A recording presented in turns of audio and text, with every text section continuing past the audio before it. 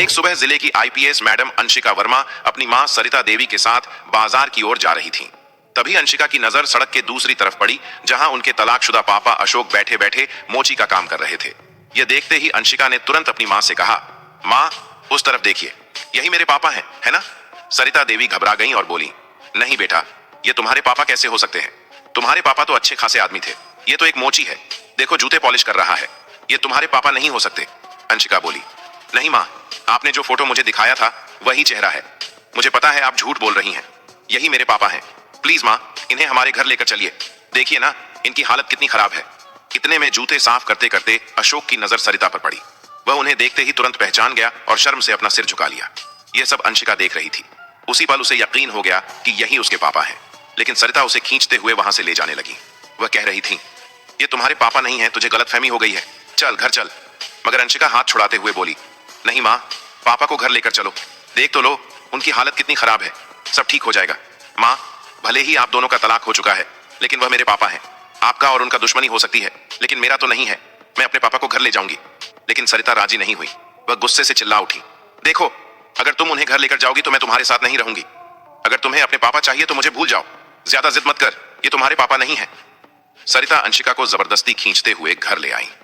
अंशिका मजबूरी में कुछ नहीं कर सकी और मां के साथ चली गई। उधर अशोक ये सब देख रहा था। उसके मन में यही ख्याल घूम रहा था, मेरी बेटी कितनी बड़ी हो गई है, काश मेरी बेटी मेरे पास होती तो शायद मेरी ऐसी हालत ना होती। खैर, कहीं ना कहीं गलती मेरी ही है, मेरी ही वजह से आज मैं इस हाल में जी रहा हूं। वह यह सोचते हुए फिर से अपने काम में लग गया। घर आकर अंशिका ने मां से पूछा, मां, आप झूठ क्यों बोल रही हैं? वही मेरे पापा हैं, आप उन्हें घर क्यों नहीं लाना चाहती? मुझे अपने पापा से मिलना है। लड़ाई अगर आप दोनों की हुई है, आप दोनों के बीच दुश्मनी है, तो आपका रिश्ता खत्म हो गया, मेरा थोड़ी हुआ है। मैं अभी भी उनकी बेटी हूं, मुझे अपने पापा से मिलना है। प्लीज मां, मुझे मेरे पापा से मिलने दीजिए। अंशिका ने आगे कहा, मां, बताइए ना, आप दोनों के बीच क्या हुआ था जिस वजह से आप लोगों का तलाक हुआ? मुझे तो कुछ याद नहीं है, लेकिन अगर आप बता देंगी तो शायद मैं उन सारी चीजों को सुलझा दूं और हम सब फिर से नई जिंदगी शुरू कर सकें। प्लीज मां, मुझे बता दीजिए, मैं अपने पापा को इस हालत में नहीं देख सकती। मैं एक आईपीएस अफसर हूं और मेरे पापा आज मोची का काम कर रहे हैं, यह मुझे बिल्कुल बर्दाश्त नहीं है। अगर आप पापा को घर नहीं लाएंगी और आप दोनों के बीच की दूरियां खत्म नहीं होंगी तो मैं भी इस घर में नहीं रहूंगी। अब फैसला आपके हाथ में है, आपको जो करना है कीजिए, लेकिन मुझे अपने पापा को घर लाना ही है। फिर सरिता देवी बोली, तुझे जो करना है कर ले बेटा, मगर मैं उसे घर नहीं लाऊंगी। तुझे इस घर में रहना है या नहीं, यह तेरा फैसला है, लेकिन मैं उस आदमी को इस घर में कभी नहीं लाऊंगी। मैं बुझी हुई आग को फिर से जलाना नहीं चाहती। अगर तू मेरे साथ नहीं रहना चाहती तो अलग बात है, वैसे भी तेरे पापा ने मुझे छोड़ दिया था। अब अगर तू भी मुझे छोड़ना चाहती है तो छोड़ दे, लेकिन मेरा दिल नहीं चाहता कि वह मेरे घर आए। बेटी, तुम समझती नहीं हो, यह बात इतनी गहरी है कि तुम्हें समझा भी नहीं सकती। यह कहकर सरिता चुप हो गई। अंशिका मन ही मन सोचने लगी, आखिर इतनी बड़ी कौन सी बात हो गई कि मां आज तक नहीं मान रही हैं? क्या मेरे पापा इतने बुरे इंसान थे जिस वजह से मां के दिल में इतना गुस्सा है? लेकिन क्यों? क्या ऐसा हो सकता है कि मां चाहती ही ना हो कि मैं पापा को घर लाऊं? क्या वह चाहती हैं कि मैं भी इस घर को छोड़ दूं? लेकिन क्यों? मां मुझे इग्नोर कर रही हैं, मुझे छोड़ने की धमकी दे रही है, पर पापा को घर नहीं लाना चाहती। आखिर इतनी बड़ी कौन सी बात है? मुझे तो पता करनी ही पड़ेगी कि किस वजह से मां इतनी गुस्सा है कि मुझे भी छोड़ देंगी, लेकिन पापा को घर नहीं लाएंगी। वह यही सब सोच रही थी। दूसरे दिन अंशिका चुपके से खुद अशोक से मिलने के लिए निकल पड़ी। सरिता को बिल्कुल भी अंदाजा नहीं था कि उनकी बेटी कहां गई है। उन्हें लगा कि शायद वह ड्यूटी पर होगी, लेकिन आईपीएस अंशिका अपने पापा से मिलने बाजार की ओर निकल चुकी थी। वह जैसे ही बाजार पहुंची, देखा कि उसी जगह पर उनके पापा फिर से जूते पॉलिश कर रहे हैं। अंशिका तुरंत पास जाकर खड़ी हो गई और बोली, आपका नाम क्या है? अशोक ने जवाब दिया, मेरा नाम अशोक है। फिर अंशिका बोली, आप रहते कहां हैं? अशोक बोला, मेरा कोई घर बार नहीं है, मैं यहीं सड़क पर रहता हूं, मेरा कोई नहीं है। यह सुनकर अंशिका की आंखों में आंसू आ गए। वह बोली, आप मुझे पहचानते हैं? अशोक ने शर्म से सिर झुकाते हुए कहा, नहीं, मैं आपको नहीं जानता। आप कौन हैं? मुझे क्या पता। अंशिका मन ही मन सोचने लगी, पापा झूठ क्यों बोल रहे हैं? मुझे तो पहचानते होंगे, क्योंकि उस दिन मां के साथ उन्होंने मुझे देखा था। वह फिर बोल पड़ी, आप मुझे जानते नहीं हैं? मेरा नाम अंशिका है, याद कीजिए, शायद जानते होंगे, कहीं ना कहीं तो आपने मुझे जरूर देखा होगा ना? अशोक बोला, नहीं बेटा, मैंने तुम्हें कहीं नहीं देखा है, मुझे सब याद है और मुझे यह भी नहीं पता कि अंशिका कौन है। हाँ, हो सकता है तुम मुझे जानती हो, लेकिन मैं तुम्हें नहीं जानता बेटा। यह सुनकर अंशिका को थोड़ी राहत मिली, क्योंकि वह अपने पापा के मुंह से बेटा शब्द सुनना चाहती थी। सुनते ही वह बोली, आप मेरे पापा हैं, आप झूठ बोल रहे हैं। मुझे पता है कि मेरी मां से आपकी शादी हुई थी और मैं आपकी बेटी हूं। मुझे नहीं पता कि आप दोनों के बीच क्या हुआ, किस वजह से रिश्ता टूटा, लेकिन अब मैं आप दोनों को एक साथ देखना चाहती हूँ। मेरा सपना है कि मेरी माँ और पापा फिर से एक साथ रहें। ये सुनकर अशोक घबराते हुए बोला, आप ये सब क्या कह रही हैं? मेरी तो शादी भी नहीं हुई।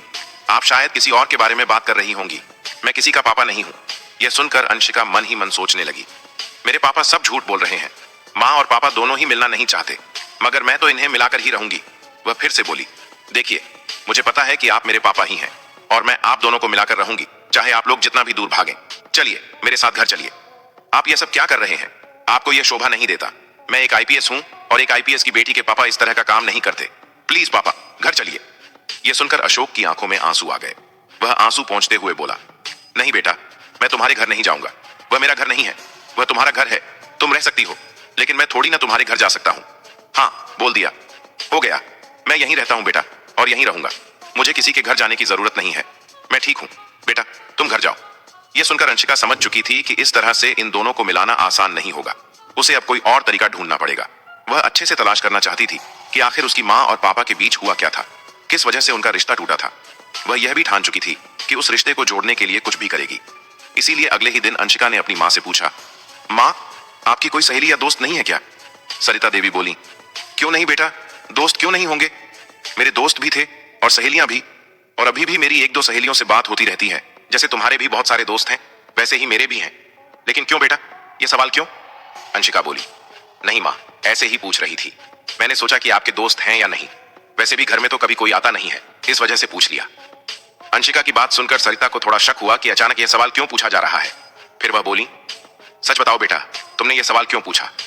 अंशिका बोली, माँ, बस ऐसे ही पूछ रही थी, क्योंकि आप लोगों ने कभी अपनी सहेलियों को घर पर बुलाया नहीं, किसी त्योहार पर भी नहीं बुलाती।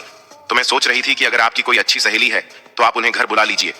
मेहमान आएंगे तो हम लोग मिलकर मेहमान नवाजी करेंगे, कितना अच्छा लगेगा। अंशिका की बात सुनकर सरिता बोली, हाँ बेटा, तुमने सही कहा। मेरी एक दो सहेलियां हैं जो पास में ही रहती हैं, उनकी शादी हो चुकी है। अगर बुलाऊंगी तो जरूर आएंगी। दूसरे दिन सरिता देवी की सहेली घर आई। सबने मिलकर खाना खाया, खूब बातें की। उसके बाद जब सरिता की सहेली ललिता अपने घर जाने लगी तो अंशिका बोली, अरे आंटी, आप घर जा रही हैं तो अपना नंबर दीजिए ना, कभी कभी कॉल पर बात कर लेंगे। ललिता ने नंबर दे दिया और अंशिका ने वह नंबर नोट कर लिया। अगले दिन अंशिका ने ललिता को कॉल किया और बोली, आंटी, क्या मैं आपसे मिल सकती हूँ? मुझे आपसे कुछ जरूरी बातें करनी है। आप कहाँ हैं? मुझे कहाँ आना होगा? ललिता बोली, क्यों बेटा, किस बारे में बात करनी है? फोन पर नहीं बता सकती? अंशिका बोली, नहीं आंटी, ऐसी बात नहीं है, लेकिन मैं आपसे मिलकर ही बात करना चाहती हूँ। यह बहुत जरूरी है। क्या मैं आपके घर आ जाऊं? ललिता ने कहा, हाँ बेटा, अगर घर आना चाहती हो तो आ जाओ, जो भी बात करनी है कर लेंगे। अंशिका ललिता के घर गई और उनसे पूछने लगी, आंटी, मुझे यह बताइए कि मेरी माँ और पापा का तलाक क्यों हुआ? क्या वजह थी कि दोनों अलग हो गए? और मेरे पापा की हालत इतनी खराब क्यों हो गई कि वह सड़क पर बैठकर जूते पॉलिश करने लगे? यह सुनकर ललिता ने बताना शुरू किया, जब तुम्हारी माँ और पापा की शादी हुई थी तो शुरू का 1 साल सब कुछ बिल्कुल ठीक था। फिर तुम्हारा जन्म हुआ। तुम्हारे जन्म के 1 साल बाद जिस कंपनी में तुम्हारे पापा काम करते थे वहीं एक लड़की थी। तुम्हारे पापा का उस लड़की से अफेयर चलने लगा। यह रिश्ता लगभग 2 साल तक चला। उस लड़की ने तुम्हारे पापा को बहुत लूटा। न जाने किन किन तरीकों से उसने तुम्हारे पापा के सारे पैसे ले लिए। यहाँ तक कि तुम्हारे पापा इतने पागल हो गए थे उस लड़की के चक्कर में कि उन्होंने अपनी कुछ संपत्ति भी बेचकर उसे दे दी। लेकिन तुम्हारी माँ को यह सब बिल्कुल भी नहीं पता था। जब तुम्हारी उम्र 4 साल की हुई तब तुम्हारी माँ को उस लड़की के बारे में सच्चाई पता चली। इसके बाद तुम्हारी माँ और पापा के बीच नफरत पैदा होने लगी। धीरे धीरे नफरत इतनी बढ़ गई कि दोनों एक दूसरे का चेहरा देखना भी पसंद नहीं करते थे। इसी वजह से तुम्हारी माँ ने तुम्हारे पापा से तलाक ले लिया। तुम्हारे पापा की हालत पहले बहुत अच्छी थी, लेकिन अब जो हालत है वह सिर्फ उनके अपने कर्मों की वजह से है। यह सुनकर अंशिका की आंखों से आंसू बह निकले। वह रोते हुए बोली, आंटी, मुझे अपने पापा को घर लाना है। मुझे मेरी माँ और पापा को एक साथ मिलाना है। मैं अपने पापा को इतनी दुखी हालत में नहीं देख सकती। क्या आप मेरी मदद करेंगी ताकि मेरे पापा और मेरी माँ एक हो जाएं? ललिता बोली, हाँ, मैं तुम्हारी मदद करूंगी, लेकिन कैसे? तुम्हारी माँ तो अशोक से बहुत नफरत करती है। वह तो उसे कभी अपना मानेंगी ही नहीं। अगर मैं कभी तुम्हारी माँ से इस तरह की कुछ बातें करती हूँ तो वह मुझे बहुत डांटती है और साफ कह देती है कि उनके सामने मैं उसका नाम भी जुबान पर ना लूं। अब मैं क्या कर सकती हूँ? अंशिका बोली, आप कर सकती हो। चलिए, आज ही दोनों मिलकर पापा के पास चलते हैं और उन्हें घर लाते हैं।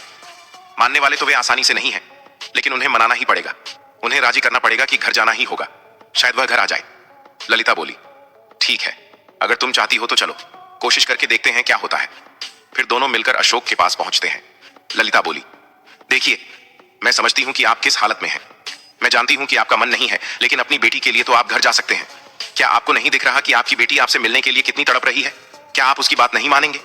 अंशिका रोते हुए बोली, पापा आपको घर जाना ही पड़ेगा। मुझे अच्छा नहीं लगता कि आप यहाँ इस तरह छोटे काम करें।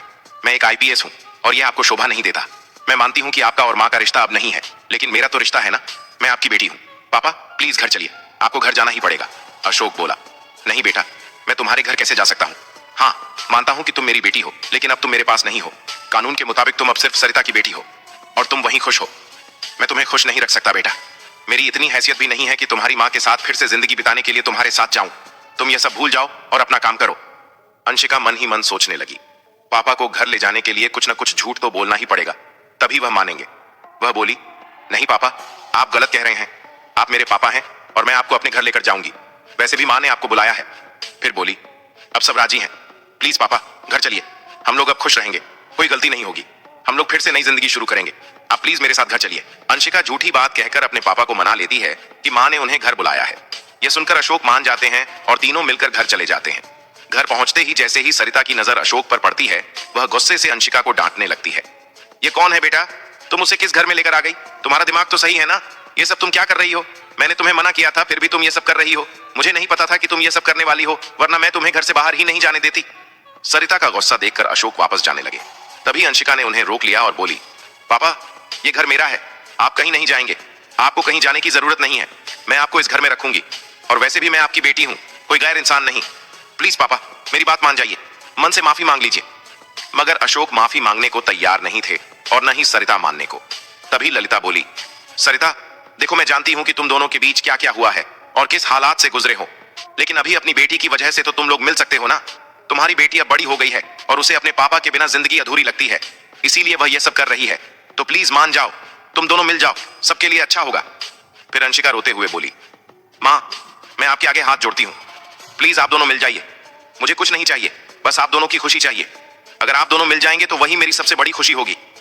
अंशिका की आंखों में आंसू देखकर अशोक की आंखों में भी नमी आ गई और सरिता भी रो पड़ी। फिर आंसू पोंछते हुए सरिता ने धीरे धीरे अशोक का हाथ पकड़ लिया। दोनों गले लग गए। इस तरह अंशिका अपनी हिम्मत और समझदारी से अपने माँ बाप को फिर से एक साथ कर देती है और अपने पापा को वापस पा लेती है।